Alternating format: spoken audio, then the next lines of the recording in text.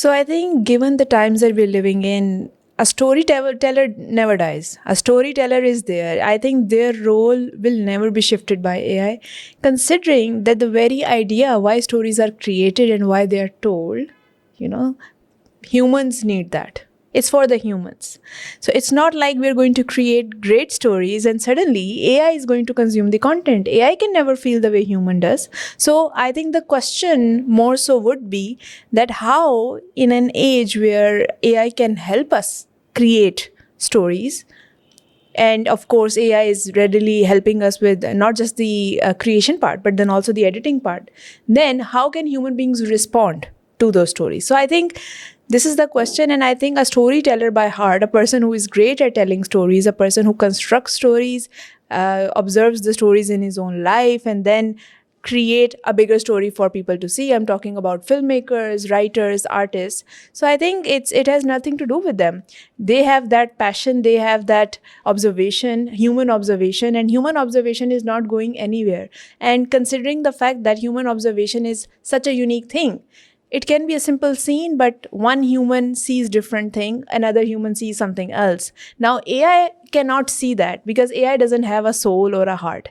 AI can only look into data archives and codes and can run on multiple algorithms to see what is available already by those human beings in those archives, and then can construct something entirely unique, which, if you actually think about it, it's not that unique. It's just like a cut, copy, paste of a lot of different things coming together in the form of a collage. So you can say that yes, what AI is doing, it's a collage of different thought processes, different human beings, and what they thought about certain things coming together. But AI is not creating something out of scratch. And since AI is unable to do that as of today, so we can say safely that human beings cannot be taken over by AI or robots or whatever. So, in your opinion, it's the emotion that AI can't really add. So, what do you think a storyteller really adds something that and the AI can never take over or compare to? So, because AI, as I said, it's so good at just writing, it's so good at creating perfection. I think it's missing on the errors. AI is very bad at keeping that human touch. AI is so bad at bringing that human element or that mistakes that makes us connect with something and say that, oh, this was made by a human being. And the more we're reaching towards perfection, whether it's a perfect script, whether it's a perfect email, a perfect contract, or in fact a perfect design, because I'm an artist and designer, so even a visual, when we seek the perfection, I think that the rawness, the strokes, the loose lines, they become more important. They become more important because they are a reminder that we are human beings and we crave that human touch in whatever that we see, in whatever that we feel. And of course the paintings, that's why they hold such importance, because even when the camera came with all the new technologies, new equipment that we're now using in the name of art, we have still decided that paintings need to coexist, and there is a reason. Because what paintings bring to the table, photography can never do. Yes, photography has brought new potential. Photography and filmmaking has brought new mediums to for us to express ourselves, but this doesn't mean that that very essence from where we actually started to express, the very idea how human beings started to express themselves, that hasn't changed. That is still there. In fact, that's only growing. So storyteller can have multiple mediums, but a storyteller, whoever that person is by heart, they remain the same. Do you think emotional nuance or lived experience is still central to storytelling, even when it comes to AI? I think a great story starts with the emotion, or at least a great story is making sure that whoever is connecting with that story, because again a story can have multiple audiences, whether it's for a tech audience, whether it's a younger audience, but they all require an emotion for them to relate to it, right? So we can't separate an emotion from a story. I think they go hand in hand, whether that's the process of creation, whether that's the spectacle, whether it's the people who are viewing. I think there has to be an emotional range. There has to be this emotional connection. And sometimes it doesn't have to be one emotion. So this is one thing. It doesn't have to be, okay, so if I wanted an angry reaction out of something, then the audience is supposed to be angry while watching it. No. Sometimes you just let it flow. You gave your emotion, whatever you were feeling, and you were channeling it through your practice, through your outlet, through that form of art. But doesn't mean that your audience needs to be reacting on that work of art in the same way. They can have their own emotion. And for instance, just to give you an example, if you created something out of anger, it might be even therapeutic for yourself, because you were pouring in the anger, but it doesn't show on the canvas. Maybe it's so colorful. And in fact, the audience that sees, they don't pick on your anger. Right? So the process of human creativity has a lot of emotional ranges, and emotion mapping, that's why it's so important. How do we map our emotions? How conscious we are about our emotions while we are creating, constructing storylines, while we are talking about a character's journey throughout a film. And that's why the stories that have characters transform throughout the film, they hit very differently, because then suddenly we see their human side. For example, if there's a character that was quite violent, quite aggressive, and they are turning into a quite peaceful person, then you see their emotional or human element in that, and that's what connects to us. So I think you can never separate the stories with emotions. Since it's really therapeutic for us as storytellers to use AI, do you think using AI in our artworks and as a storytelling tool takes away from the therapeutic aspect for storytellers? Yes and no, because I think it cannot, because again, if we are using AI, why do we use AI? Who are the people who are using AI? Those are the people who might not possess the skill to draw, for example. Because someone who likes to draw, even when they're creating something with AI, they will have this urge to go and fix it. And I have experienced this myself. I will not even find that perfect. I will go and I will try to fix just to bring my own touch to it. Perhaps it's just to bring my own touch. Perhaps it's just to add that one thing so that I can say this is my work of art. I don't know.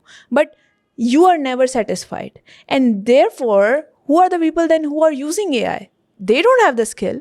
So I think it can provide them therapy, because suddenly AI is giving them this extra outlet to express themselves. Before that, they didn't think it was possible to create their imagined realities as a physical reality. So I think in that way, I consider AI is such an empowering tool for people who might not have the limbs, might not have the hands to do the job, right? Okay, and another example is if someone is blind, they can't even see the world, right? They have thoughts, they have imagined things. How do they express themselves? This is AI is just bridging that. AI is bridging a lot of people who are having these kind of reality, and there are so many people who do face that. So how do they connect with the world? How do they express? So I think for them it's therapeutic. How can storytellers guide or shape the narratives that AI produces instead of just reacting to them? Dumara? How can storytellers guide or shape the narratives that AI produces instead of just reacting to them? I think storytellers can do their job. I mean, to be honest, storytellers have a very specific role in all of this, right? If a storyteller is using AI, for example, just to iterate an idea, just to say, okay, let's brainstorm on this thought process that I had, let's see the potential of it, right? Then it's fine. They can sit, they can browse 20 different ideas, but at the end of the day, you as a human being are going to choose one out of them, or perhaps ask 20 more ideas. Now this is your human brain that is curating thoughts. You are the curator now. So it's not this idea that suddenly your work is being done.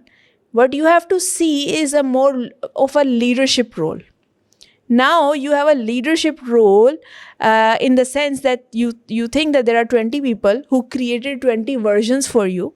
There is a team who did all of that for you, and you as a person who is going to take this idea forward, which one would you prefer to choose, so that then you can move forward from that.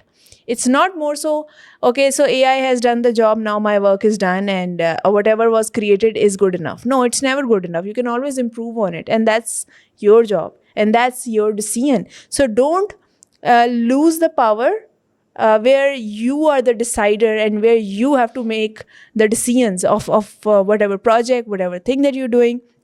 The decision still remains with you. AI is just cutting out all the trash work for you, and it's just helping you, fast forward on the brainstorming, mind mapping. Sometimes, a lot of different things coming together, because decision making is hard. So it's just cutting out all that thing so that you can focus more on your real project. But since AI is entirely artificial, do you think the audience struggles to connect with something that's entirely AI made instead of something that's entirely human made? Do you think it's possible to still connect to that piece of art when you know it's AI? I think it depends on how AI was used. See, if there is a work of art, if there is this video or film or whatever that was entirely done with AI, right, and it shows that it's done with AI, then even while you're watching it, if even if it's a good piece of work, somehow it would trigger you that, okay, this is AI. Like this would be the first thought that comes to you. So you can't connect further with it, because there was not a human being that made it.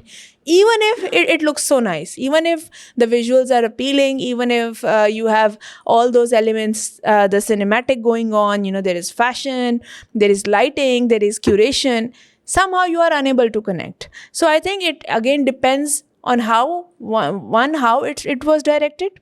The process matters. It's not just that the fact that, okay, you use 3 AI tools and you've created something. It depends on the fact that whether it was hybrid model, whether it was done half, actual production, and then half was taken to AI, whether it was done in a way that there was a green screen and then you shot something and then there were AI visuals layered, and then perhaps it was animated so gracefully that you can't actually tell where the AI started, where the human usage ended, and it's blending so naturally that you are not focused on the technique, you are focused on the story, you are focused on what emotion that story is bringing. And then I think that is a successful work of art, where you can't actually tell whether it was AI or not. It's more so about the story. And I think if you can pick on that, whatever you are viewing, and you can actually try and test it when you're viewing any kind of content online, and if you think that it's grabbing your emotion and it's not making you think whether it was done by AI or human, then I think that is a successful work of art, whether it was completely done by AI or whether it was completely done by human. I think this is the important bit. And therefore, again, we as storytellers come into play. So there was a lot of outrage, especially for Hayao Miyazaki. उसके जो काम को लोगों ने काफी compare किया था with AI. Do you think the same goes for animated films? I mean, it took so long to make a single animated film. Do you not think the time that it took has more value than something that can be created with AI, even if it's the same thing, even if it can be replicated that easily and maybe even better?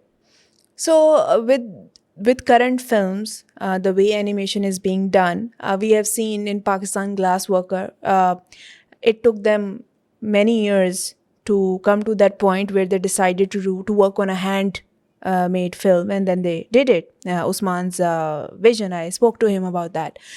And then also keeping in mind that how Japanese animation has flourished, anime has flourished. We have seen certain styles in animation evolve, right? And if you go and study the history of animation, there was a time when even the way each frame was done, it was hand drafted.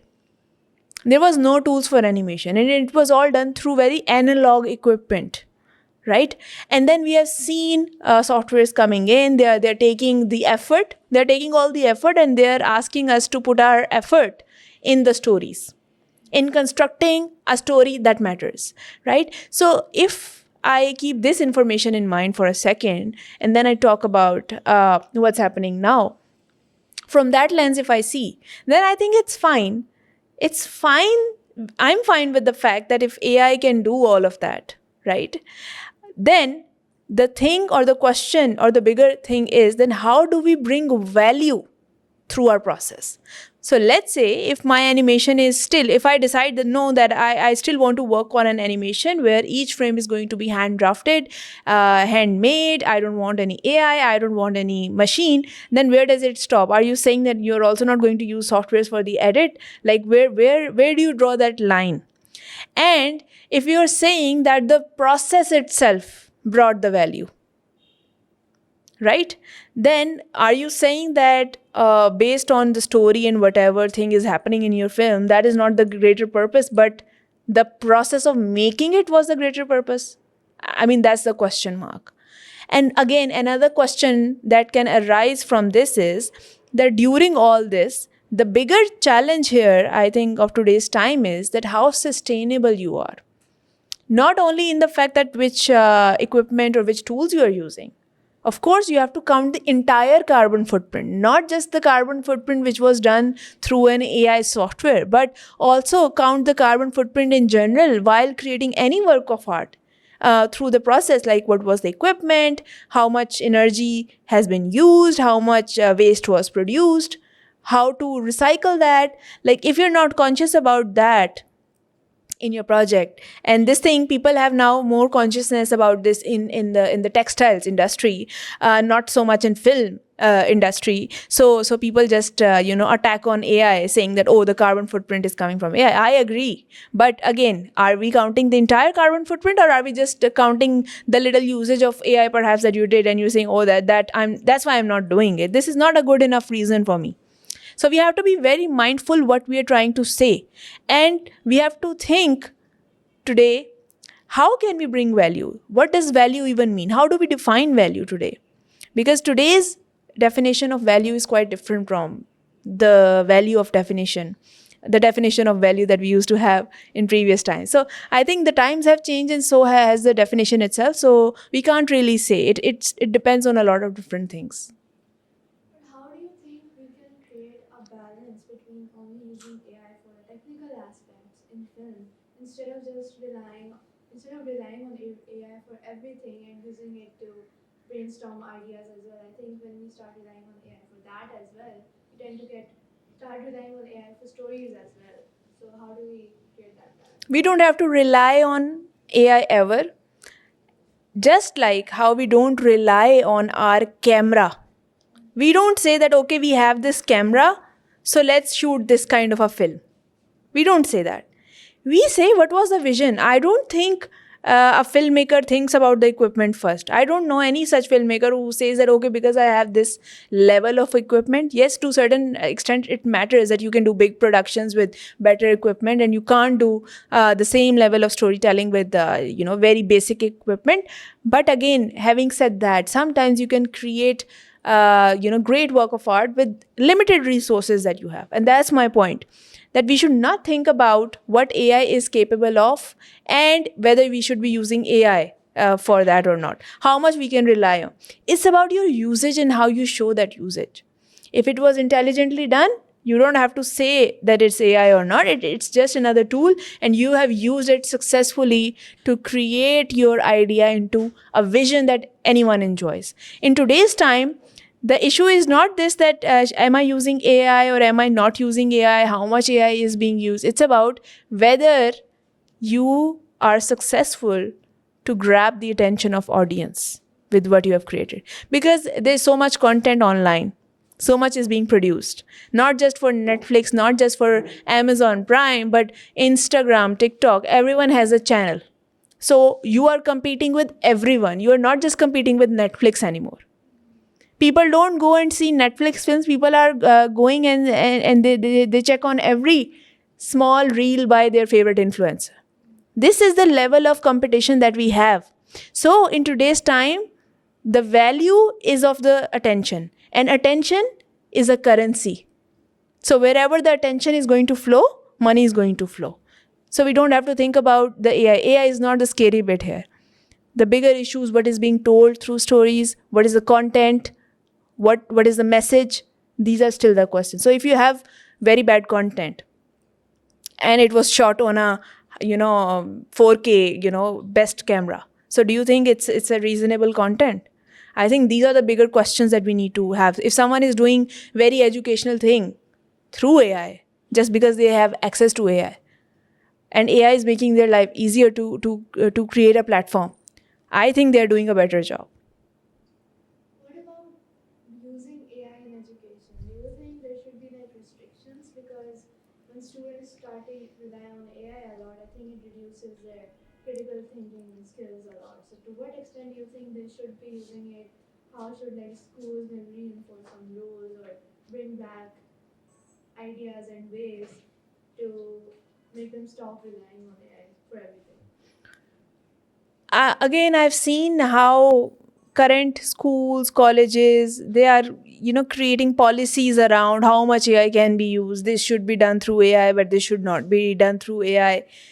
Again, maybe they can have a different strategy, but I mean, I think that universities, especially because that's where students are working on their research papers and dissertations and bigger projects, which are much more serious. I'm not saying that younger students don't do that, but my point is that you should allow them the usage of AI, but we're living in an era where the people who know the most are not going to win anymore. There was a time for that, and that we have passed that era.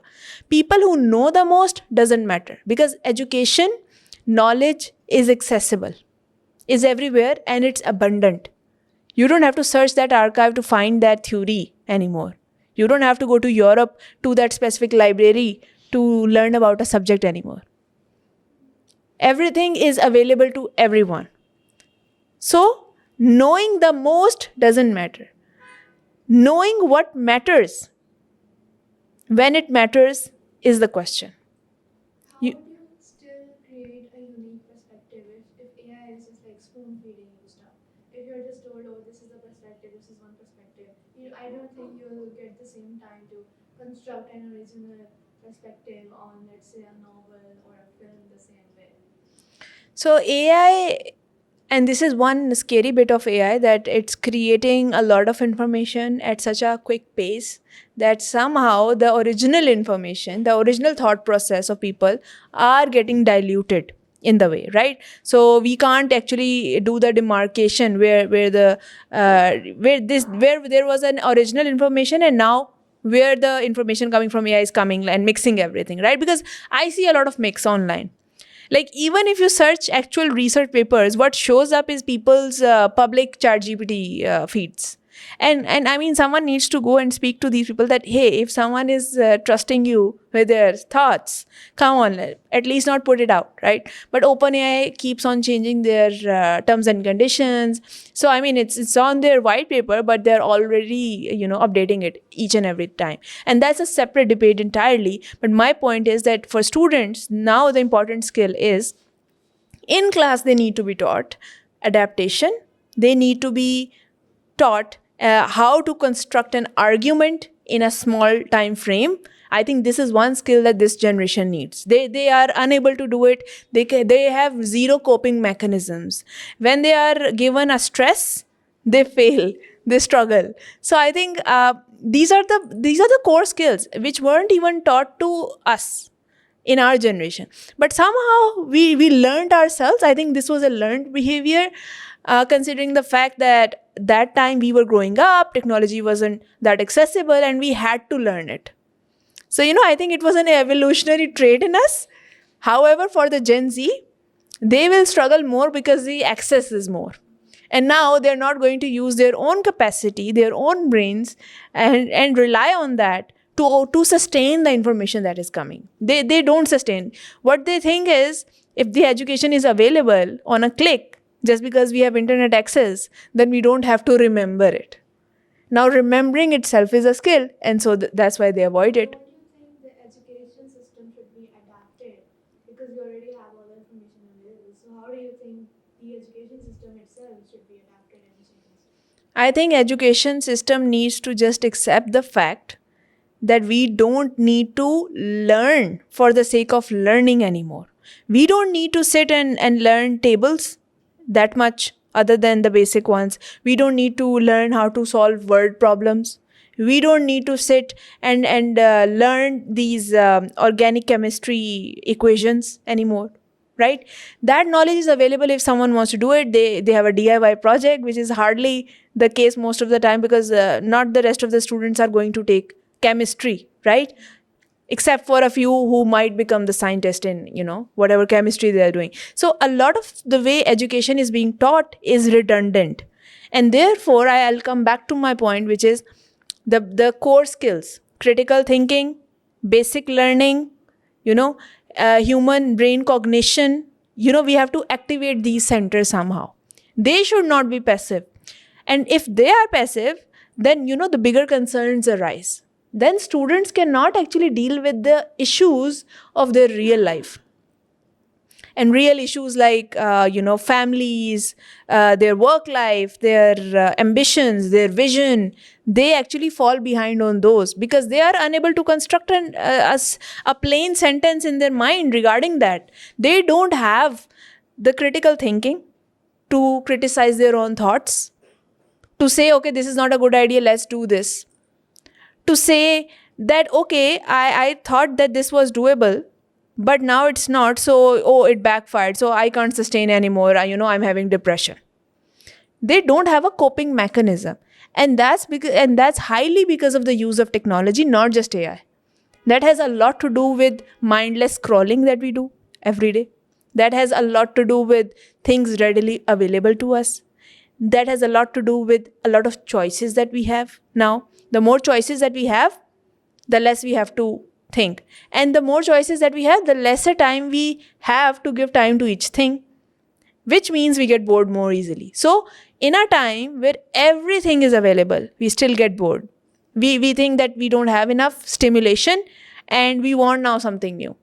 This idea of something new, in previous generation, if they had what we had, which they do now, so their reaction to and their relationship with technology is not that bad. How much we are suffering, like the current generation and Gen Z, how much they are suffering.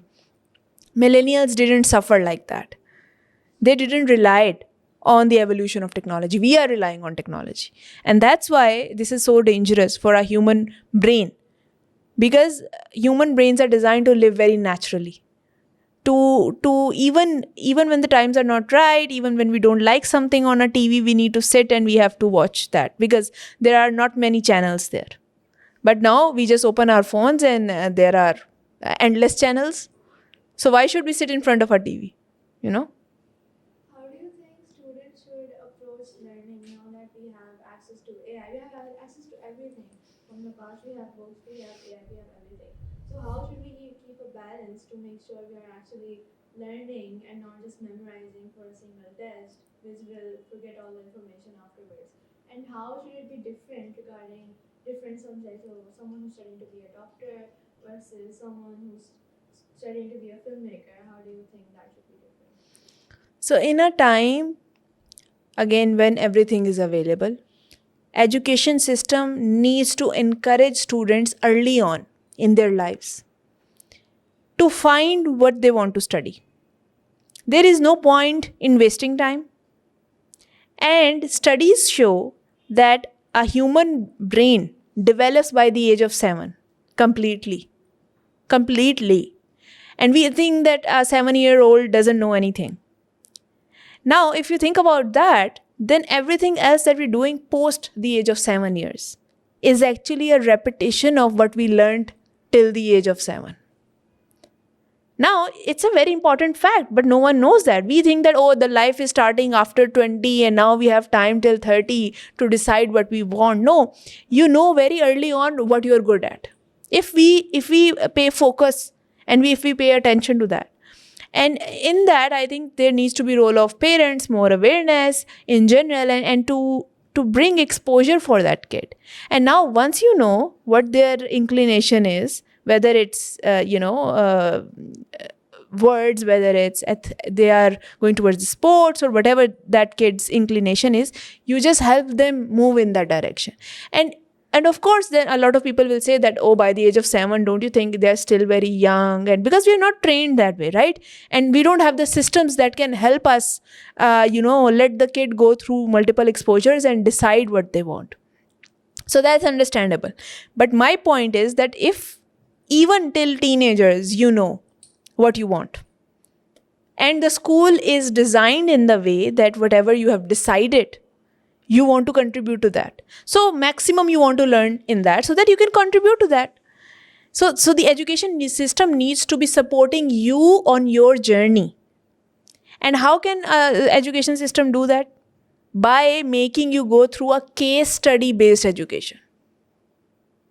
So in Pakistan, mostly, no one knows about case study until and unless you are going for medical studies, then only Aga Khan teaches that way of study, which is case study. So they teaches you through multiple cases for each student. They obviously they have different patients, their profiles, and then see, okay, what was their disease and how did they overcome, and then they learn through that. Now, why case study is important and it's interesting, and why this is a better way of teaching than regular learning, and then you are trying to memorize stuff. Why case studies are better? I'll tell you. Because case studies are stories of real people. It's just like a film. When you read something, when you treat it as a very humane subject, then it becomes easier for you to digest material. It brings context to it. If it's just like some random paragraphs, you're told to learn, it becomes hard for you. If you're told that this was a story, an actual person went through it, and this is how this person resolved that issue, now you have the entire journey. So this way, it becomes easier for you to contextualize and see yourself in those and learn from it, rather than some very loose theories here and there, and you will never retain it. Even if you read it, you're never going to retain it. So that's the difference, and that's something that the education system needs to adapt. I think that it's already there for subjects like literature and law, but not for sciences or anything else. How do you think it can be adapted in those subjects? So in case of literature, let me clarify. It is there and it's not there. I mean, it's there in the sense that yes, you are interacting with a lot of stories, right? But are they making you learn or go through the journeys of great literary artists, poets? No. This would be a case study if they taught this way. Because the subject itself has stories, I mean, poetry and all this interesting content, no. The way it's taught, I'm talking about the research and the teaching methodology. So when we talk about the teaching methodology, it has to be a case study method, because then you can retain a lot of more information. So when we talk about visualization, visualization is not a subject where we say, okay, just because we have a few visuals, we are doing successful visualization. No, visualization is a process. It's a constant to and fro process.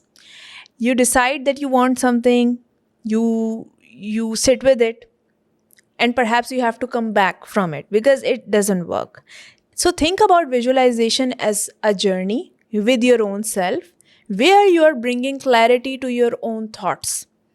Our thoughts, it's like a jumbled up thing in our minds. We think 1,000 ideas in a day, but not necessarily all of them are good for us. So we have to learn to filter them, and we have to learn which one will move in the direction of the vision that we see for ourselves in the future. That's where the visualization comes in. So when you know where you are heading, that's when you'll visualize firstly in your mind. You'll sit down, you'll close your eyes, and you'll think about a version of yourself in the future. You'll see how they walk, how they talk, how they perform, and then you're going to reverse engineer from there. From there, you would know that, okay, if this is the end product, you have seen it vividly. And by the way, when you're doing the visualization, you can take help of some image that you think this can be you. It can be a physical attire that you can hold, or perhaps you can create a Pinterest board out of it. Sometimes it helps people to understand what the vision of this entire thing is. And it's great for Corporations, CEOs rely on it. In fact, they see sometimes visions. Entrepreneurs do that. Successful athletes do that, even if they're like top athletes. Before going, they visualize they're winning in the pitch, and they win. So there is a clear link with the more vivid your visualizations get to how successful how successful the manifestation is going to be. So visualization is directly proportional to manifestation, in short, and therefore you have to become really good at visualization. Now this is again a skill in itself. You can't just say, okay, but I got a vision, this is what I want. No, it's not good enough. You have to feel the emotion of it. So if you see a version of yourself in future who is doing all these amazing things, what is that person thinking? How is that person feeling? You have to feel that energy now. You have to bring that energy in you. You have to feel that. And that's how it becomes real for you. Once it becomes real for you, then it becomes easier. You are halfway there. Because you have visualized it so in depth that now you have quantum leaped into your future. It's just like that you are here in present, and there is a future version. Now there is a distance, there is time, and there is distance, right? And if you quantum leap by visualization, by bringing that energy, by vibrating higher and feeling that energy now, then your energy feeds into your frequency. And once your frequencies are fed, which is on a very energetic level, you suddenly know yourself what is your next step to achieve that successful version. Manifestation is only like half visualization. To what extent do you think you need to start adopting the similar habits that you think your future version might have? See, our brains are quite intelligent. It doesn't know the difference between what we are experiencing and what we are imagining. So, in a way, you can say our brains are quite dumb in that department. I listen to Dr. Joey Dispenza a lot and his methods of visualization, and I've used them for my projects planning. I've used them for my future projects that I would like to do. I do daily visualizations and daily manifestations, and I've learned that it's a skill in itself, right? So manifestation and visualization goes hand in hand. You can say if like the journey from 1 to 10, 1 to 5 is visualization, and then 5 to 10 is manifestation. So if you have done successfully visualized, meaning you are sure what you want. See, half of the people on this planet, I don't think they know what they want. And they struggle. They struggle to believe. They struggle to talk to themselves. They struggle to say it out loud what they really want. So once you know what you really want, you are halfway there. Now you have to just work to achieve it. And sometimes what people are doing, they are in a routine, they're doing all those things, and yet they have this inside, they have this calling. They know what they want. What they were meant to be was something else. Yet they're not doing any action to work around it.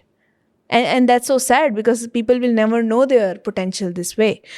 So that's why I say that design thinking, visualization, manifestation, they're so important, more so for creatives, because they are going to create something that can only be imagined by other peoples.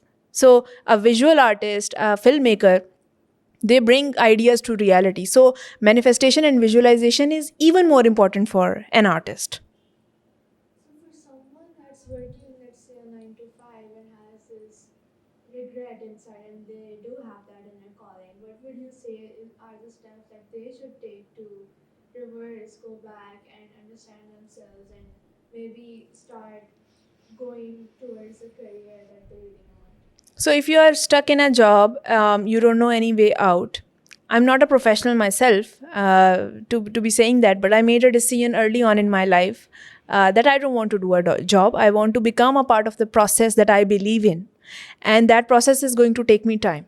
So for starters, I think just sit with yourself, take a paper, and write 10 things you think you are good at and you want to do. So once you have a list of the things that you want to do, things that you would like to do, you take it from there. You see that how important those are. Then you prioritize. Okay, this is something that I would love to do. This is not on my priority. It's as simple as that. And if you're already not doing that, then something is wrong. Then you need to think about quitting, but then also not quitting drastically. Think about the transition, think about your future goals and how your current scenario. So this is important. Don't let your mind, come into this decision making that, okay, now whatever you're going through, leave it. No escaping. We are not going into the escaping mindset. We are going to think, okay, we have visualized this amazing person, this amazing version of myself, which is in the future, who has achieved great things. Now, given my scenario, I am this person right now. What can I do one thing today that can take me one step forward to that person? It's like you're having this conversation with your future self. Okay, you are there. So what would you suggest me? And in this, obviously, you can take help from mentors, you can do a lot of research and all of that. But I think our brains are so intelligent, they know. They know what you have to do today. So you can take inspiration from other people, but your brains are the most intelligent and they can also be the most dumb because they don't know what is reality and what is imagined. So we have to make a use of it. So for any person who wants to do the manifestation, the first step is visualization. Forget about the manifestation. You have to really think about how to bring your ideas to reality. And for that, you have to sit with yourself. You need to have those awkward moments. You need to have those hard conversations with yourself. So sit with yourself, close your eyes, and think about a version that is very vivid. It should feel very real. It should not feel disconnected. It should not feel that this is something that you cannot achieve. It should feel like this is a version that definitely exists in the future. And for that to happen, you have to perhaps sit with a paper. You have to write on it what are the 10 things that you would want to do or you are doing and you love to do, but haven't been able to channel into something bigger. So these are the hard questions that you have to ask yourself first. And once you are comfortable with yourself, because most of the people will not have this audacity to sit with themselves. They can have this audacity to go to 9 to 5 and give all their life to someone else's vision. But they won't have the audacity to give themselves some time and space to actually do the hard work of getting to know yourself. We all say that this person didn't find the time to know me. We get offended. We get offended that why our friends don't want to know us. We get offended when someone is not giving us time, the due attention that we think we deserve, whether it's a formal discussion, whether it's with friends. But how come we never get offended on this very idea that we are not able to give ourselves those time? We need to be more offended on this. And in fact, we need to work aggressively on this. We need to be very selfish about our time and where we put our time, because time is all we have. So when you sit and give yourself this time, don't think that, okay, you need to come up with an answer within this time frame. You have to just sit with those ideas, whatever chaotic ideas that you have, and just think about a version. And this is the thing about the vision. Why we say it's a vision? It just comes to you. You don't have to construct something that is quite luxurious, that is quite glamorous. No, it just has to speak to you. You have to close your eyes, and 99% of the time, the version that you would want yourself to be, it's already there in your mind. You don't have to create that version. However, I can debate that you can actually 10x or 100x on that vision, very vision that you saw, and make it brighter, bigger. Because perhaps that vision that you're seeing, it's a blurred out vision. It is there, you can almost see it, but it's not that great. So how do you make it great? You have to work on it, you have to scale it up. You have to think, okay, if I'm thinking about writing one book, perhaps I should think about writing 5 books in the next 3 years. This is where the ambition comes in. But if you don't even know that you have to become a writer, how does one even channel your thoughts? How does one channel even their skills? So the first step is you get to know yourself. You see that blurred image. You try to clear all the fog. And then you scale it up. Once you have that scaled vision in you and you visualize it, now you have to create a visualization board of it. Now, what is a visualization board? Visualization board is a collage of different images that you find on internet, perhaps you can find on magazines, and then you put those things together, and now it becomes more real. Whenever you forget what your vision was, you can always come back to it. It becomes a reminder that this is who you are. It's just a proof for yourself. No one needs to make any sense of that. Only you need to make sense of that. And that's the beauty of visualization. Now, once you have there and you constantly see this image, you can do this while you are sleeping every night, before sleeping.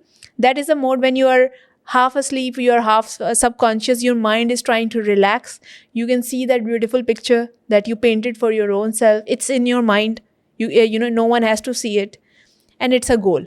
You don't have to share with anyone. It's just yours to see. And it's yours to believe. So if you don't believe it and if you get rid of it, then it's your loss entirely. It's no one else's fault, basically. So these are the 3 steps that one has to do, and never put this on anyone. It's your own fault if you're not following it through, and if you think that this is not good enough. Because obviously the struggles are going to come in. And one tip that I would give for anyone who is trying to visualize, don't just visualize the pretty parts of it. Visualize all the struggles that you're going to go through it, because that actually preps your mind. So let's say if you're seeing only the beautiful picture, this person that exists who is not facing any issues, and once that some little thing comes in your life that is becoming a struggle for you, then you are like, okay, this manifestation is not working out for me. This visualization is definitely not working out for me, because you only prepped your mind into thinking that this beautiful version exists on the other end, and I'm going to quantum leap into that based on this fact that, it's just going to be easy. No. Think about all the struggles that your future self that you imagined is going to face. Now you have to visualize them as well. And then visualize, and this is how you get better at visualizing. You have to then visualize your future self going through those issues successfully. Think about 10 possible struggles that can come to you if you want to, for example, become a great writer who has to publish 5 books in next 3 years. Then what are the issues? Write those 10 issues, because there are going to be issues. We live on planet Earth. Every human being goes through issues. So you have to write those issues. Now you have to create 10 different versions of you, of that self, that are going through those issues. Now, once your brain is prepped and, its defenses are not up, it has let its defenses down, because the mind doesn't know if it's reality or if it's imagined. So the mind is already prepared. Now mind knows that these are the struggles that are going to come in. So don't feel that, something is happening to you particularly. Now your brain is prepped, and then it becomes easy. Then once that process starts, you won't even have to, look back. It will happen automatically. Things will start to fall into place automatically. So these are the points that people miss about manifestation, about visualization, that we think that if we have visualized something, it has to become real. No, it's a process. And sometimes your visualization and manifestation changes every day. So learn to journal your thoughts, learn to bring some kind of diagram or visual to your thoughts. This brings clarity and reduces the fog. And this is the process of visualization. So before we move on, what do you think a successful person should do, or someone aiming to be successful? Should they focus on one goal, or should they have multiple goals to maybe minimize the risk that just focusing on one goal might have? I think there will be, and it's a popular opinion that people will say that focus on one thing. I've heard this a lot. I've heard this many times now. And to be honest, I've never found a logic of it. I'll give you a reason why. Because great entrepreneurs, they always have something on the side. Now, I'm not saying it's directly a second business. It can be a second hobby that is feeding into their main work, right? Maybe the world sees it as a second work, but that person who is successful sees that as a hobby. Now, it's a change of perspective. What I would debate is, don't think about goals. Think about loose ideas that you want to achieve. And whether it's a day, whether those goals are something that you want to achieve in a day, or whether those are the goals that you would want to achieve in a year. The rule applies, similarly. Now the rule says that if you know what are the goals, loosely, that these are the things that you want to achieve, over an year, over a period of time, whatever that time is, write it down for your own clarity if that helps. But that's not necessarily a good idea, because then your brain thinks that, oh, I was given a task and now I have to fulfill this task within this timeline, and if that doesn't happen, then I have to be the failure. I am the failure because I actually thought this was doable, and then mind goes into this rut.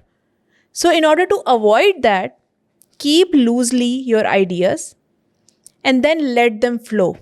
Now this is where the beauty of multitasking comes in. If you have more than one thing going on, if one thing is not working out for you, you can always fall back on the other. Now, this doesn't mean that you start like 5 different businesses who are not connected to each other and they have no link to your own truth, to the person that you are. Now it's a failure if you do it. Then it's a disaster. Make sure you are thinking about a roadmap. So on a road, if there are 5 things, they all need to be on the same road. They are all linked through one road. That's why it's called a roadmap. I'm not talking about a mind map. I'm talking about a roadmap. Now, the roadmap means that in your mind, you know that this thing is going to feed into that, and then that thing is going to feed into this one. In your mind, the roadmap is already there. People will not see it. People can't see, and people won't see the logic behind it, but you have that in your mind. And that's the important thing. No one needs to understand it. Now, a roadmap, how you design it, it's very simple. As some CEOs, some entrepreneurs, how they do it, it's, because they have a mindset for monetization, they have a mindset for innovation.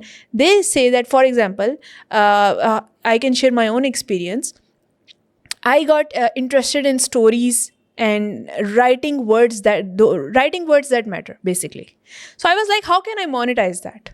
How can I create meaning, or how can I do something around it? Like, I'm this person who loves to work with words that matter. What can I do about it now? Now, someone can say, okay, but you are an artist. Why are you not in your studio and you're not painting? And someone else can say, okay, I saw you at a conference last year. Now, why are you not doing conferences anymore? Suddenly, there is a disconnect. So, should I just get, blunt, and should I just say, oh, but you don't understand me? No, this is not a good answer. The real answer to this is, in my mind, it makes sense why I'm doing what I'm doing, because it's planned, because I know what is feeding into what. And just to give you an example on that is, first of all, I write my words. I read what I would like to become, because words make us. So I understand the value of words, so I go and I read. Okay, first thing is done. Now, if something inspires me, I see a loophole, I say, okay, what if something was done with this mindset, but it's not written yet? Now, suddenly I got an idea for a mini script, for example. Now I think about, because I have skill in video, I have skill in art, I have a skill in, some fashion stuff. I say, okay, how can I then use this material into a bigger project? Now, this is a pipeline. Now, this is a pipeline that I have figured out for myself. How one thing leads into other, and then, further.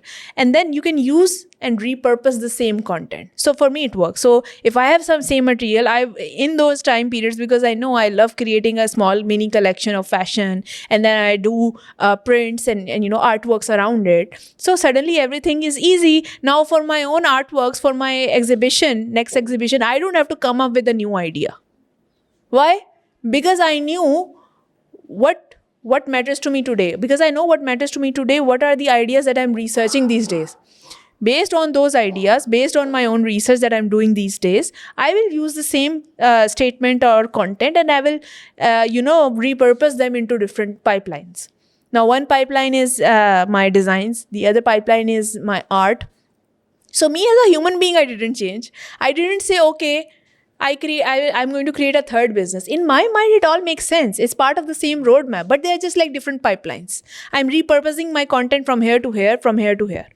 So I know that within this year, it's going to be easy, because this version of me that is today is interested in these ideas. And if this version is interested in these ideas, then automatically, if it's coming out of me, whether it's designs, whether it's whether it's paintings, is going to reflect that. And sometimes you can see that patterns very clearly through the usage of color. Now, this is a very, you can say, visible, way you can tell that how this person is feeling. Suddenly, if you start to wear black, for example, and your canvases are becoming black, right? Then you are in a different phase of your life, right? And suddenly, if you see colors in your outfits that you're designing, and you're talking about colors in your poetry or whatever you're writing, and then you see those same colors and that same sensibility in the way you're painting things. This is what I'm talking about. You don't change yourself. You are this one person. So whatever is going to come out, those are just different pipelines. Don't think that, okay, I can't do this and this. Yes, you have to manage them. You can't compromise one thing for the other. So you don't take on work, more than you can handle. Right? So be sensible about it. But in your mind, if things are connected, then it doesn't have to make sense to anyone else. That's my point. When you talked about color theory, do you think that you personally as an artist use color theory in your artworks a lot, or just? So in my student years, there was a very strange color palette, I would say. For some reason, all my canvases were red. Now I still don't understand why so much red was there in my thesis paintings. Except for one or two paintings, all of my paintings were very dark. They were stark. There was neonish pink and there was red. So, and then after that, I was creating a bunch of work, which was when Dark Skies Gaze Back project I was doing. So then I was working with stars at that time. And then I was also looking at the idea of darkness. So I think I became very conscious about light for some reason. And I was just like, let's just go black. And I remember, wearing a lot of black outfits, even on my openings and stuff. Like, I was literally wearing black, and all my canvases were black. So I think we all have our phases in that sense. And then now, if I think about it, then I think I've been exploring more colors other than red, other than black. And I've been looking into teals and a lot of sea greens in my work, in the patterns that I designed. So I think it's a phase, but you can say that as an artist, darker colors have always spoken to me more, like rich purples, burgundies, reds, maroons, blacks, metallics. Is my ultimate go-to palettes. However, I've been like experimenting and seeing what works for me. I think your art is really connected to nature as well. At first, it used to be a lot about space, but now you recently made this AI film Case Decor, which is completely underwater. So, can you talk more about that? So in my mind, this is also very close to nature. It's just that AI was used. Yes, I was exploring the usage of AI and seeing whether AI can actually help me visualize things that I perhaps don't have the resources to do in the time that I have. Right. So this was the reason why I opted to work with AI. As someone, as someone who enjoys visuals, I love to be part of the process as much as possible. And if AI can help me, explore a different domain of my imagined characters or imagined visuals, then why not? I was like, yeah, I would really want to try it. But I think that my work has always been inspired by nature, whether directly or indirectly. So even Dark Skies Gaze Back project was concerned, or you can say connected to nature in a very different way, which was environmental, which was for the audience, which was for the public. I was thinking largely. I was zooming out my lens and I was like looking at the environment, how that is being affected, how we are becoming visible, like the bigger ideas, light pollution, usage of light.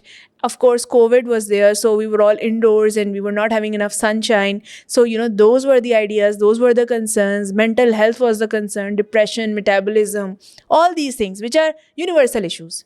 Not something that I, as an individual, was facing. I was thinking about the bigger, thing which was happening at that time. Obviously, at that time, I didn't think about myself. I think it was quite natural for me to transition into that state because, it was quite a dark period. We were listening about a lot of deaths and all, and suddenly my palette was black.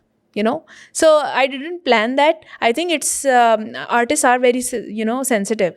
So I was very sensitive to colors. I didn't want to use many colors. So everything was metallic, everything was black in that project. In fact, I became super conscious to the use of color and how color was being picked on and shown in my digital prints as well. So I think that AI and all these recent explorations, they are just experimental. I might pursue it, I might not pursue it. I like the fact that it brings possibilities. AI brings possibilities, but I don't like the fact when it's becoming too AI visuals, which I hate. So I'm trying to find that balance, which tool can give me, and how can I take my tangible or my drawings, my drawings, my sketches, and link them with some kind of movement and magic that AI brings. But I still need to find that balance. I'm not happy with what I've created so far in terms of AI experimentation. Your art often represents culture and women empowerment a lot. But why do you choose to represent it all through certain things? Like why space? Why underwater things? Why that? So, how women are shown and how were they shown in history? Women were always shown as visuals to be appreciated. Women were always shown as beauty because beauty sells, one. Beauty is itself thought of as an achievement. If a woman is beautiful, then she's thought that she has achieved everything. She doesn't need to achieve more, and that's a strange idea. And that's the same mentality which feeds into why Barbie is being sold as a concept, right? And if I trace it back, my idea why I put women in uncomfortable situations in my visuals is so that one, I can tell myself that yes, this is doable, right? Proving to my own self, because somehow the versions that you see in the paintings are somehow my own reflection. In a way, it's a self-portrait. Even if it's not directly my picture, it is a self-portrait. I think every painting is a self-portrait. This is my personal opinion on any artist's work. Whether it has a face or not, it is a self-portrait. Okay. So second thing is why you see a lot of space, why you see a lot of caves and these kind of dark environments. Because women are not appreciated to go and explore those places. Right? If we talk about caves, if we talk about underwater, I don't think there are many scuba divers. There are not many astrobiologists. There are not many women who can go to the depths of the marine. There are women who are opting these careers, but still the awareness is less. Not many art forms are talking about it. And this is something on earth, right? This exploration. So the idea is not to just motivate women to go to the depths of ocean. That's not the idea. It's metaphoric, it's symbolic. It's to say that women can actually be in those areas of life which are uncomfortable and they can deal with it. It's just to create that metaphoric or symbolic reference. And that's why, because I worked with NASA, SpaceX, NASA Gene Lab and their scientists, personally have contacted a lot of people for interviews, especially Dr. Tara Rutley, who is now chief scientist of Blue Origin. And she was a NASA scientist as well. And I remember having some conversations with her. And she said that, she has struggled all her life to prove herself that she was worthy to be in even NASA. And now she's, working with, Blue Origin, which is a very good new company, new initiative for space. But even in NASA, she had a journey. She had to prove herself.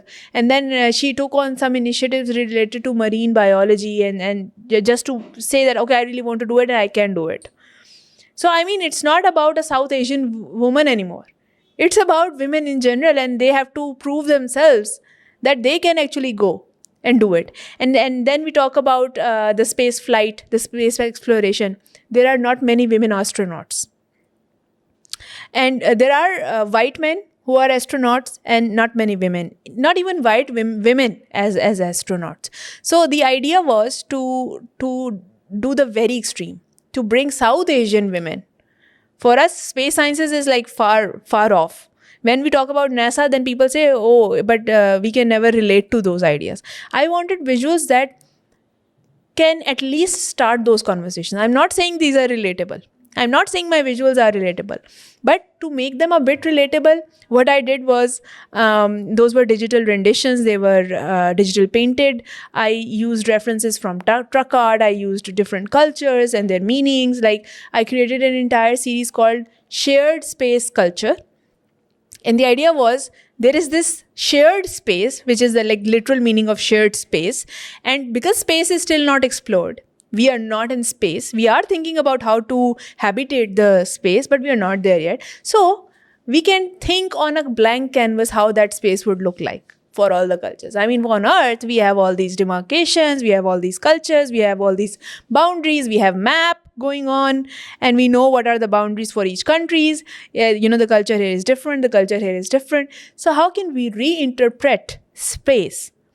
And also then, because I'm a South Asian myself, I use that identity and I use that skin tone to represent my own culture, which is through the metaphors of truck art, through the metaphor of Thar and Thar women who are hard workers. So I took them to space with those visuals just to give them that due importance, like just to highlight them, but then also recontextualize them.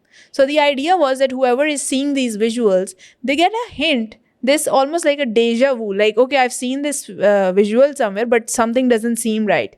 It's unsettling. Oh yes, the stars, I mean, that's not possible, right? So I want the viewer to be in that state of, okay, what's happening in this visual? Like, we see the culture going on, but then we don't understand why they are recontextualized. But this is the entire idea. You have to have that starting conversation. Now, my art is supposed to create that starting conversation, this almost like a third space where people can come and talk about this issue and say, oh yes, this is definitely something that we can talk about. If we can see it, then we can do it. So I think it's the same. I'm visualizing for the entire South Asian women in general. I want them to see this vision so that one day some girl can be inspired and she says that, yes, why can this business not start in space? I want to create visuals that are a visualization for everyone. And if not everyone, for a selected few, because in South Asian culture, we don't get to see such futuristic visuals. We only see very traditional stuff. And we say, oh, this is relatable because it looks like buildings are torn down, and it looks like Sadar, and it looks like, Empress Market. So this is relatable for us because this is Seaview. No? This is something relatable. And how do you create the relatability? That's my entire question. So if I take those women, the real women of different cultures, and recontextualize them in a space environment, then at least their brains will think that this is possible for us. And then from there, the conversation starts, okay, but then is there a system here or no? But those are the questions for the later. I want it to be a communication or a dialogue initiator, my art. And this is the entire reason why I started this project, and it's an ongoing project.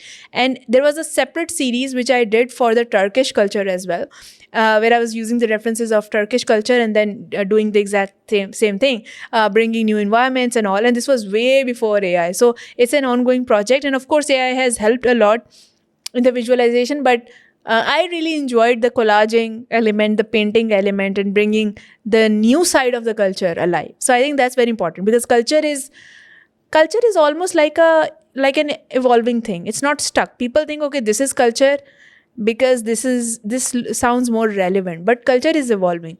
So I really wanted to question what culture is, what relatability is, and then create something that can be unsettling, but at the same time uncanny, familiar. So I wanted to work on this series. That's why. But if we circle back to the idea of women empowerment, I definitely think your art creates that space for those kinds of discussions. But I feel like there's always narrow-minded people that don't take it that way, and even for like famous actresses like Emma Watson, whatnot, there's always that one reporter that asks them like very desensitive questions, and they're like, "Oh, what's feminism?" and they try to annoy them and just like create this meaning that feminism doesn't just mean equal rights. So why do you think that is, and how do you think we can continue to keep pushing against those kinds of people and that kind of narrow-minded thinking? So for to be able to deal with people who are just like nosy and they just want to ask questions for the sake of asking, I would say let them do their job. They are not actually doing or asking such questions like journalists or whoever to perhaps maybe pin you down, because they are doing their job of creating spicy information that goes viral on the internet. They are not creating information or content that can help you motivate becoming something you want to. They have an entire different agenda altogether. Their agenda is that you get confused, and if you get confused, you give a reaction to something, then it becomes trendy on the internet. That's all. And they know that there are certain tricks that if you have a famous person in front of you, you have an opportunity to get views.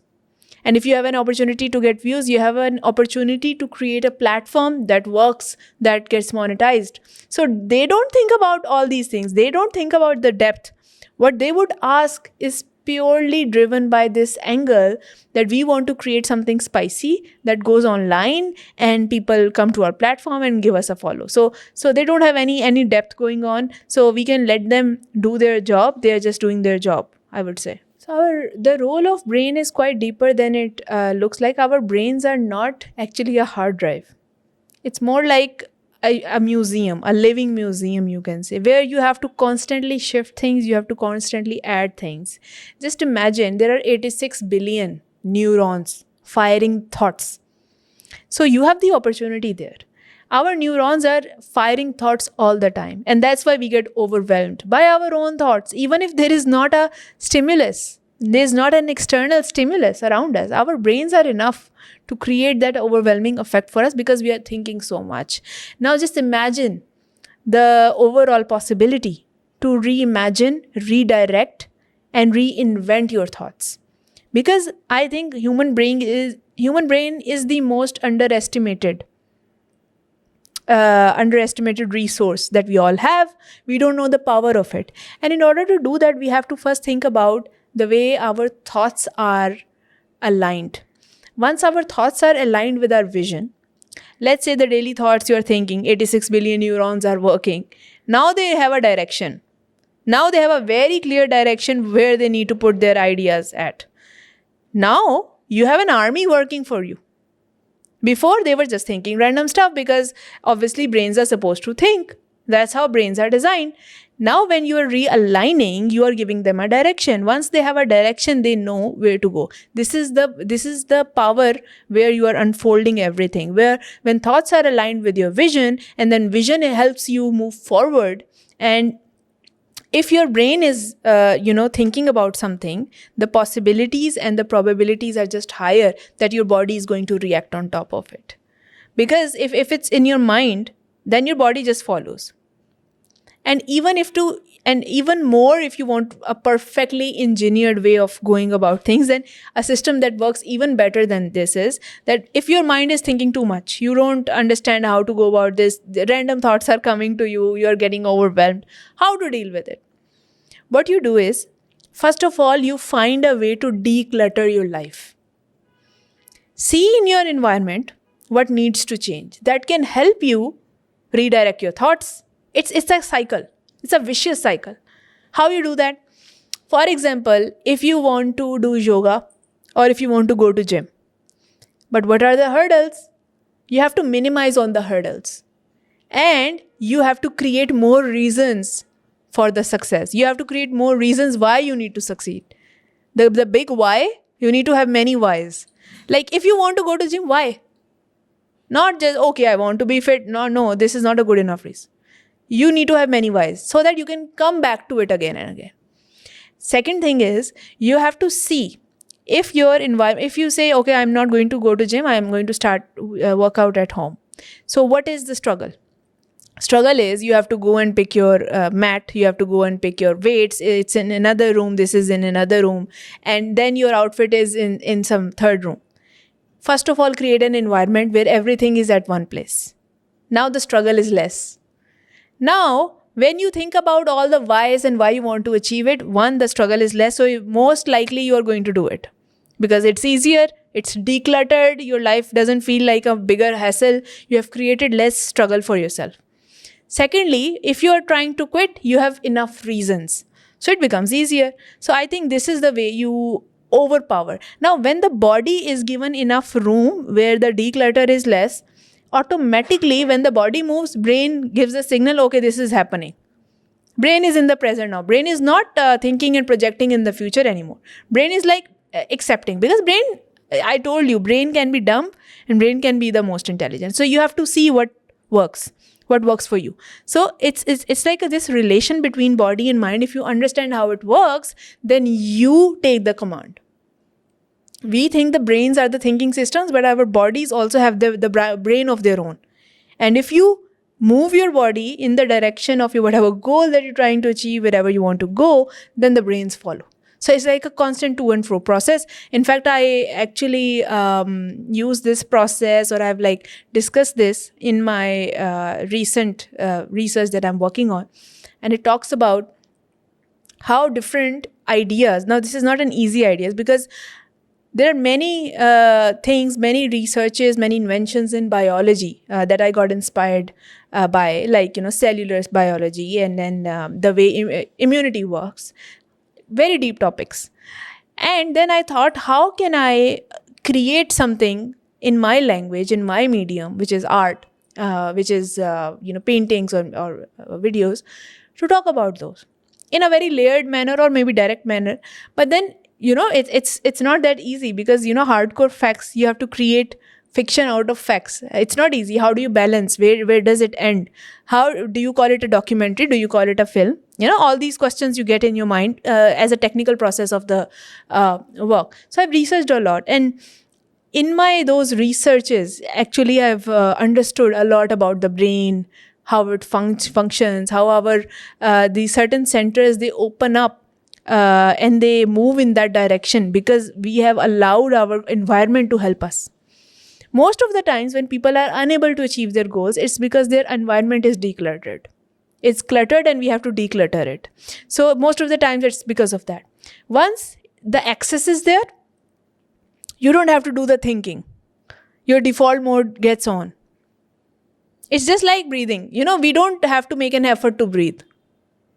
So to achieve that, stage of yourself, you have to allow yourself to try and test, to see what environment works for you, what doesn't work for you, what you have to remove, what you have to add, what is taking you towards your dream goal, what is taking you towards your future self, and what is not. So it's like a constant audit of your life. If you're not doing the constant audit of your life, then you don't know. Now, this new research that I talked about, the biological references, and how I'm creating something based on my different knowledge management systems that I've created in my own mind.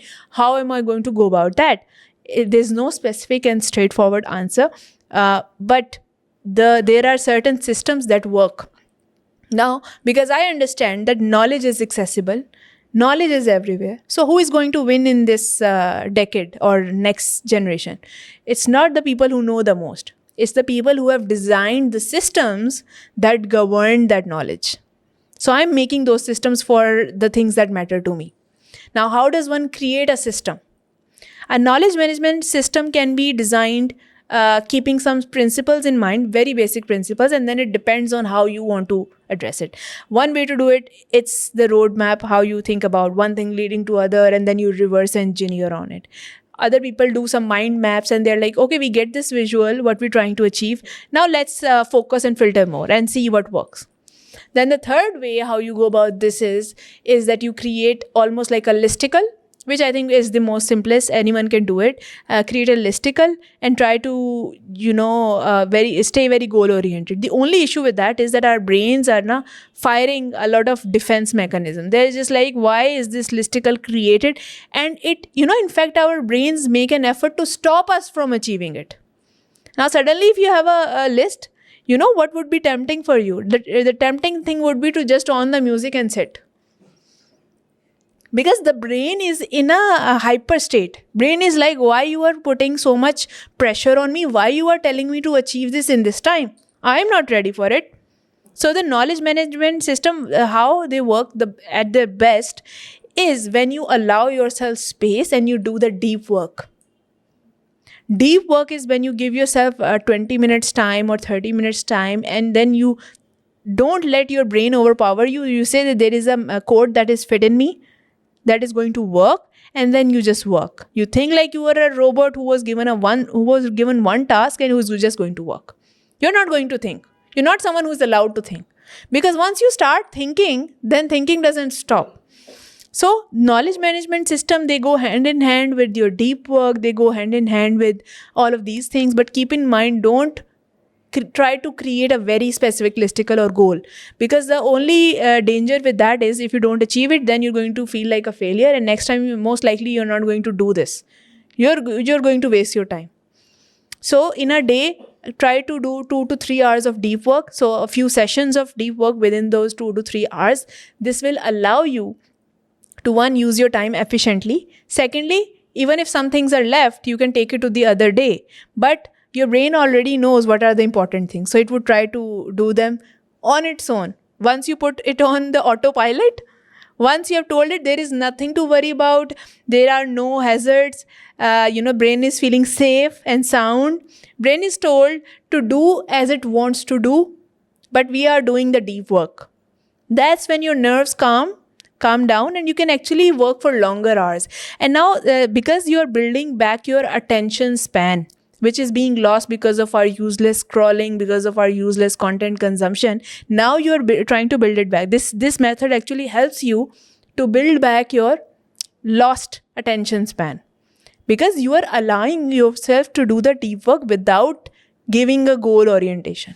If you put a goal, then it's again the adrenaline rush. Why this is not happening? Dopamine hits. Don't do that. Keep yourself focused for certain sessions and then see the result. You don't even have to put it on the brain, I need to achieve it. No. You are just telling the brain, let's enjoy this. Let's enjoy this task. Let's appreciate and be grateful that you are alive. You are feeling safe, and just be grateful. And then with that mentality, when you're giving time and interest to that task, then it automatically things will happen. You don't have to think. Things will happen for you. Okay, so when we talk about the way space operates and what are the projects that can govern the space, because space is a very scientific field. Most of the people think that there isn't much that can be done when it comes to cross sections of space, art, and technology. But one of my projects actually taught me that this is in fact doable, and there's a lot of potential in pursuing something that is relevant to a scientific community, and it's also relevant to a very creative community, and also relevant to social impact community. People who think that it brings some message, it brings some social impact, or it can address the bigger issues of the world at large. So you can do all of these things, or at least try to cater to all these different fields. So the project that I worked on related to James Webb Space Telescope was in 2023. I was researching the entire journey of the telescope, how the telescope was made, because before that there was Hubble telescope, and Hubble telescope could actually record certain things but could not record certain things because of the resolution limitations that were on it. And therefore, when James Webb Space Telescope came, it was a big thing for the space community. So they celebrated that now they can see what's happening in the space far off. The more light years can be covered with obviously better ranges in microscope. So it was a huge invention. And I remember I was researching on it, and I got this idea. I was like, everyone is celebrating the telescope.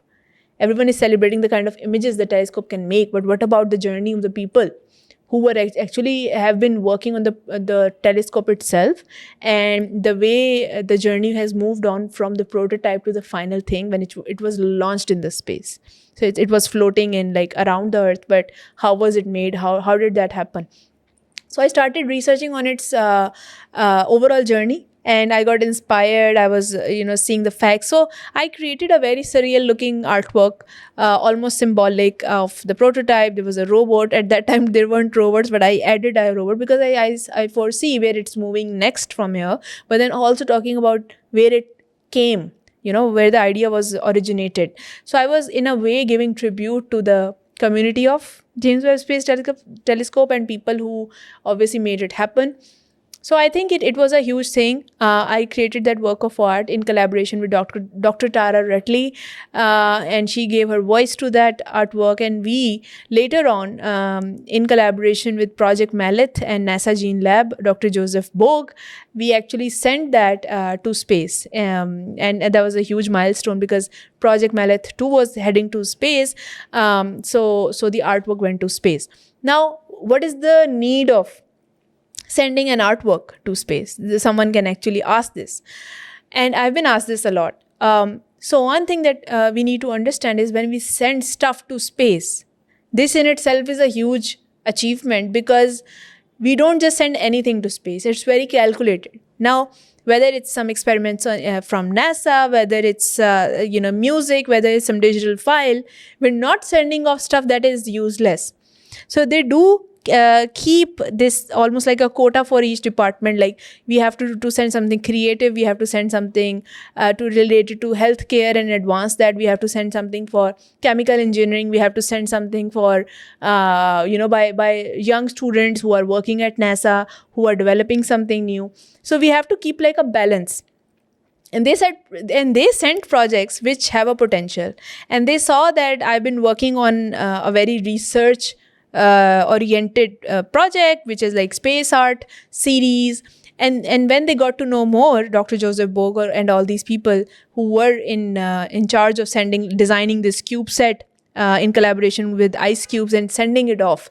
So they discussed with me and they asked my vision. So I explained them how the same series where I'm giving tribute to like women and women empowerment, I'm talking about multiple women representation through their skin tones and colors. And at the same time, I'm also thinking about the inventions itself. I'm thinking about the way the invention was made. And therefore, for the first time, I'm doing something for the community. Like in a way, the artwork was supposed to give tribute to the in the industry which has helped in doing all of that. So they loved this vision and they were like, we're going to send this. And it's because they found this balance of science, the inspiration for people at space. Because at the same time, when we think about space exploration, we think about one day when mankind will feel much comfortable to go to space. We would not just want to see very regular, very monotonous astronaut suits in white. I mean, that was something that we saw in Interstellar, but we're way past it. We would like to see some colors, some cultures represented. If we plan on habiting the place, we want to not just explore the space, but we think about space as a second home. Then we have to think about cultures, we have to think about choices, then we have to think about how to create variations and how to create interest in space. And when I thought about all these things, then yes, I went into spacesuit design, I went into studying deeply the inventions of the space, and to bridge them, I created certain artworks, which has now turned into a full-fledged project that I've launched by the name of Shared Space Culture, where I invite an audience, and I'm building a community that can talk about these bigger ideas. Because I think this is not just me. I think if more people are motivated, there are people who would love to be part of this discussion, where scientists can talk with artists can have a discussion with engineers, and they can all come and collaborate and inspire each other. So the idea was to build this community, and through this community, I want to engage with projects that are, which have this foresight to work on projects that are for the betterment of space, and that can bring opportunities to people, especially women of South Asia, to do something in space studies and later on go for missions in space exploration. So why not? I think this is definitely doable. It's all about a vision. When you see a vision, I have seen this vision. If you see a vision, then it can happen. And now it's just one person. I have seen this vision, but I think this is definitely doable. And if there is a community that is supporting this initiative through motivational speeches, through artworks that show that, through discussions that motivate and encourage more women and young girls in school on that, then this is definitely doable. So it starts with an engaged community. And once we have an engaged community, we can do bigger projects. So you know how a simple visualization can lead you to something bigger. I think I've learned this, staying and working on this project has made me realize that this is definitely doable. And I would love to create opportunities where not just artists, but very specific subjects within the science, like someone working on marine biology, the knowledge that they have, because they work on the sense of weightlessness, because we are floating in water. The same sensibilities apply to someone who is in the microgravity environment. That research is somewhat similar, so they can have better understanding of both environments. So how do we create these kind of opportunities for people who want to go into the research departments, who want to create something not just functional but also inspiring? So it creates opportunities for all the people from different fields interacting in different departments. And important thing here is to have the discourse. So if we are not having the discourse amongst ourselves, then we can never reach there, because these kind of things require that two industries coming together: science community appreciating art and art community appreciating science through the lens of space. And then we can create more technical grounds where the real ISS, which we already did through my last project, we were in contact with the International Space Station, which was also connected with the metaverse. So we could link our research and we could upload it directly to International Space Station, and we could speak to the scientists and astronauts who are at the International Space Station, and they can actually join in our sessions on metaverse and give lectures to someone, let's say in Saudi Arabia, or places where science initiatives are not taking the first seat. So we are making those bridges and trying to connect the audience that can appreciate in much depth, basically. Do you think it's possible to introduce this kind of thing in public schools as well, like interdisciplinary education? The only concern that public schools have when we say that let's add space sciences, they're like, but what are students going to do? When we teach them space sciences, what kind of jobs they're going to get? My question to them is, what are students doing after learning physics? They are not becoming scientists. They are not doing anything with the theory of relativity or word problems, or something with algebra. Algebra is useless in my sense, although it has uses, but for most of the students. And then chemistry. So they can be taught space sciences. Why not? Space is so inspiring. It's a better subject.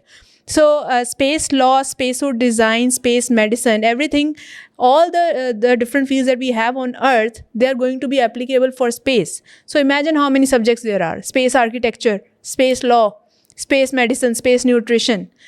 Everything is different. So something to look forward to, definitely doable. I think we should be doing this.